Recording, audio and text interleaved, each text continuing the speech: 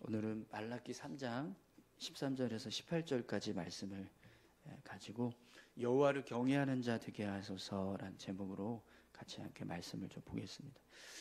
여러분 오늘 말씀을 보시면 하나님을 경외하는 자와 또 하나님을 경외하지 않는 자의 모습이 어떻게 다른가 그것을 보게 됩니다. 특히 하나님을 경외하는 사람의 말 그리고 하나님을 경외하지 않는 사람의 말이 어떻게 다른가 그 모습을 보게 되는데요. 우선 본문을 보시면 하나님을 경외하지 않는 자가 어떤 말을 하는가 그걸 먼저 기록하고 있습니다. 하나님 경외하지 않는 사람들이 어떻게 말하는지 여러분 그 내용을 한번 보시죠. 13절에서 15절까지 말씀입니다. 여호와가 이르노라 너희가 완악한 말로 나를 대적하고도 이르기를 우리가 무슨 말로 주를 대적하였나이까 하는도다. 이는 너희가 말하기를 하나님을 섬기는 것이 헛되니 만군의 여호와 앞에서 그 명령을 지키며 슬프게 행하는 것이 무엇이 유익하리요. 지금 우리는 교만한 자가 복되다 하며 악을 행하는 자가 번성하며 하나님을 시험하는 자가 화를 면한다 하노라 함이라. 아멘. 여러분 본문을 보시면 하나님께서 유다 백성들을 향해서 하나님을 향해서 완악한 말을 하고 하나님을 대적했다 이렇게 말씀을 하십니다. 13절에 보면 여호와가 이르노라 너희가 완악한 말로 나를 대적하고도 이르기를 우리가 무슨 말로 주를 대적하였나이까 하는도다 이렇게 말씀하고 계십니다. 하나님 경외하지 않는 사람들이 하나님 앞에서 완악한 말을 한다는 거예요. 그리고 그 모습을 통해서 하나님을 대적하고 있다 이렇게 하나님께서 말씀을 하십니다. 여러분 하나님을 경외하지 않는 사람들의 말을 보면 두 가지 특징이 있습니다. 하나는 하나님 앞에서 완악한 말을 한다는 거예요. 악한 말, 불의한 말, 죄된 말 그런 말들을 한다는 겁니다. 그리고 또 한 가지 특징은 하나님을 경외하지 않는 사람들의 말 속에는 하나님을 대적하는 말이 있다는 겁니다. 하나님을 향해서 적대적이고 또 하나님을 부정하거나 아니면 하나님을 거역하고자 하는 그런 말들을 이제 하게 된다는 거죠. 그래서 여러분 본문을 보시면 14절에 유다 백성들이 이렇게 말합니다. 하나님을 섬기는 것이 헛되니 만군의 여호와 앞에서 그 명령을 지키며 슬프게 행하는 것이 무엇이 유익하리요. 하나님을 경외하지 않는 사람들은요 하나님 섬기는 게 헛되다라고 말한다는 거예요. 하나님 말씀을 지키고 또 하나님 앞에서 슬프게 행하는 것 이 모습은요 회개하는 모습을 말하는 겁니다. 하나님 앞에서 자기 자신들을 낮추고 자신들의 죄를 통회하면서 회개할 때 그 모습이 무익하다 이렇게 이야기를 한다는 거예요. 하나님 앞에 나와서 회개하는 걸 무익한 일이다 이렇게 말한다는 거죠. 또 15절을 보시면 지금 우리는 교만한 자가 복되다 하며 악을 행하는 자가 번성하며 하나님을 시험하는 자가 화를 면한다 하노라 이렇게 말하고 있습니다.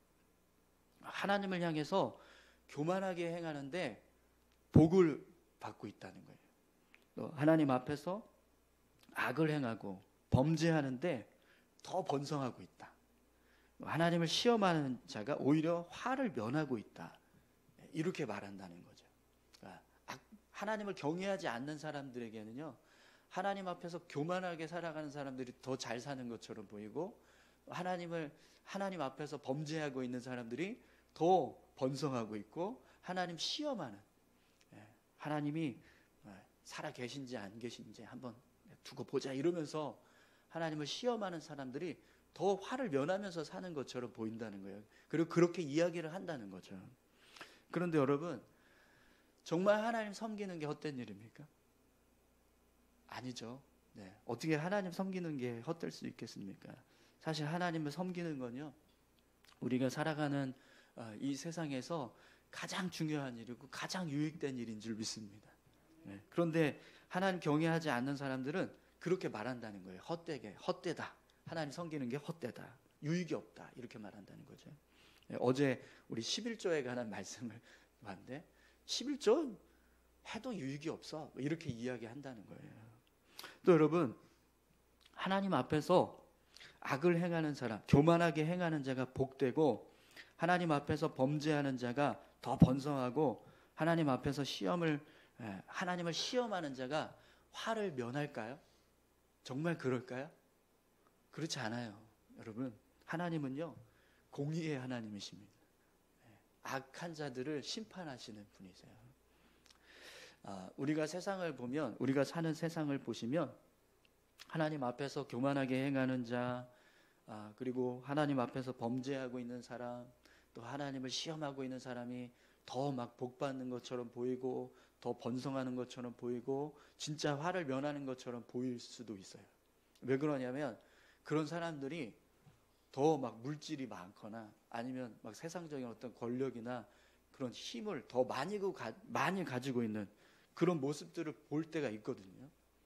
그러면 정말 그런 모습 때문에 저들이 더 하나님 앞에서 교만하게 행하는데도 복을 받고 있다라고 우리가 생각해야 되는 거야. 그들이 더 하나님 앞에서 범죄하고 있음에도 더 번성하고 있다라고 생각해야 되는가? 그렇지 않다라는 겁니다. 여러분, 하나님 앞에서 범죄하는 사람들을 보면은요, 세상적으로는 뭐 물질이 많고 뭐 힘이 있고 권력이 있고 할지도 모르겠어요. 그럴 수도 있습니다. 그런데 그들의 내면을 보거나 그들의 삶을 자세히 들여다보면 그들의 삶에는요 평안이 없습니다. 두려움에 사로잡혀 있고 죄책감에 사로잡혀 있고 그들의 삶이, 그들의 영혼이 평안하지 않다라는 거예요. 여러분, 그 모습을 성경에서 아주 분명하게 보여주고 있는 사람이 사울왕입니다. 사울왕이 여러분 이스라엘의 첫 번째 왕이었음에도 불구하고 어떻게 살았죠? 이 사울왕은요 왕의 권세를 가진 사람인 거예요. 왕이 누릴 수 있는 최고의 부와 영광을 누릴 수 있는 자리에 선 사람입니다. 그런데 그의 영혼은 어땠습니까? 악귀에 사로잡혀서 살았습니다. 또 늘 시기와 질투와 미움에 사로잡혀서 살았어요. 늘 두려움과 의심 속에서 살았습니다. 그죠? 네. 세상에서는 가장 높은 자리에 오른 사울왕이지만 그의 눈으로 보이는 모습 속에는 세상의 부와 권세와 영광을 다 가지고 있는 그런 소위 말하는 잘 사는 사람이다라고 볼 수 있는 모습이었다는 거죠. 하지만 그의 내면, 그의 영혼은 잘 살지 못했다는 겁니다. 두려워하면서, 늘 의심하면서, 공포 속에서 그렇게 살았다라는 거예요. 여러분, 하나님은요 절대로 악한 자, 교만한 자를 그냥 이렇게 복되게 하시는 분이 아니세요. 악을 행하는 자, 하나님 앞에서 범죄하는 사람, 그 사람을 그냥 내버려 두시지 않습니다. 번성하게 내버려 두시지 않으세요. 하나님은 하늘나라에서도 정의의 하나님, 공의의 하나님이시지만 이 땅에서도 하나님은 정의와 공의를 행하시는 분이십니다. 우리 그걸 믿어야 돼요. 네. 그걸 믿으시기 바랍니다. 네. 아무리 세상에서 사람들이 악한 사람들이 더 잘 사는 것처럼 보인다 할지라도 절대 그렇지 않다라는 걸 우리가 확신해야 된다는 거죠. 오늘 저와 여러분들이 하나님 경외하지 않는 사람들처럼 말하지 않기를 바랍니다. 하나님을 섬기는 것은 절대로 헛되지 않습니다. 하나님의 말씀을 지키고 하나님 앞에서 겸손히 행하는 것보다 더 유익한 일은 없습니다. 이렇게 고백할 수 있기를 바랍니다. 또 하나님 앞에서 교만하게 행하는 자는 반드시 심판받습니다. 악을 행하고 하나님을 시험하는 자는 절대로 화를 면할 수 없습니다. 이걸 인정하고 고백하는 사람이 하나님을 경외하는 자의 모습이라는 거예요. 그래서 여러분 오늘 이제 본문 16절을 보시면 하나님을 경외하는 자들의 모습을 이제 보게 되는데요. 하나님을 경외하는 사람들의 모습 속에도 두 가지 특징이 있습니다. 하나는 하나님을 경외하는 사람은요, 하나님을 경외하지 않는 사람과 반대로 말한다는 거예요. 여러분 16절 한번 보시면 이런 말씀이 있습니다. 그때에 여호와를 경외하는 자들이 피차에 말하매. 이 여호와를 경외하지 않는 사람들이 이렇게 막 앞에서 이런 이야기를 하니까 반대편에 있는 여호와를 경외하는 사람들도 똑같이 이야기했다는 거예요. 반대로. 하나님을 경외하는 사람들은 하나님을 경외하지 않는 사람들과 반대로 말한다는 거죠. 하나님을 섬기는 것은 유익합니다. 하나님 말씀을 지키고 하나님 앞에서 자신을 낮추고 회개하는 일은 정말 유익한 일이고 은혜가 임하는 일입니다. 이렇게 말했다는 겁니다. 하나님 앞에서 교만한 자는요, 심판을 받고 악을 행하는 자는 징계받습니다. 하나님을 시험하는 자는 화를 면할 수 없습니다. 그러니 하나님 앞에서 겸손하시고 악을 행하지 말고 하나님을 앞에서 시험하지 마십시오. 하나님을 신뢰하십시오. 이렇게 말했다라는 거죠. 오늘 저와 여러분들의 입에서 이런 하나님을 경외하는 자들이 말하는 이 말이 날마다 고백될 수 있기를 축원합니다. 또 한 가지 하나님을 경외하는 자에게 특징이 있는데요. 하나님께서 자신들이 말하는 것을 들으시고 그에 합당한 은혜를 주신다라고 하는 믿음을 가지고 있다는 거예요. 16절을 또 보십시오. 여호와께서 그것을 분명히 들으시고 여호와를 경외하는 자와 그 이름을 존중히 여기는 자를 위하여 여호와 앞에 있는 기념책에 기록하셨느니라. 하나님을 경외하는 자가 하나님을 경외할 수 있는 삶을 살 수 있는 이유가 뭐냐면 하나님께서 내 삶을 지켜보고 계신다. 하나님께서 내가 말하는 것을 듣고 계신다. 이걸 믿고 이걸 생각하면서 삶을 살았다라는 거예요. 그래서 늘 삶을 살아갈 때 하나님 생각하고 하나님 바라보고 그렇게 살았다는 거죠. 그리고 하나님은 분명히 당신을 경외하는 자에게 은혜를 주신다라는 걸 믿음으로 의지하면서 삶을 살았다는 거예요. 그래서 16절을 보시면 이 말씀의 내용이 하나님께서 그들의 말을 들으시고 기념책에 그들의 이름을 기록하셨다 이렇게 말씀하고 있잖아요. 하나님을 경외하는 사람, 하나님께서 그들의 말을 들으시고 그들의 그 고백대로 하나님의 책, 하나님의 기념책에 그들의 이름을 기록하시는 일을 행하셨다 이렇게 말씀하시는 거거든요. 여러분 하나님을 경외하지 않는 사람은요, 하나님 눈에 보이지 않으니까 하나님을 무시하고 부정합니다.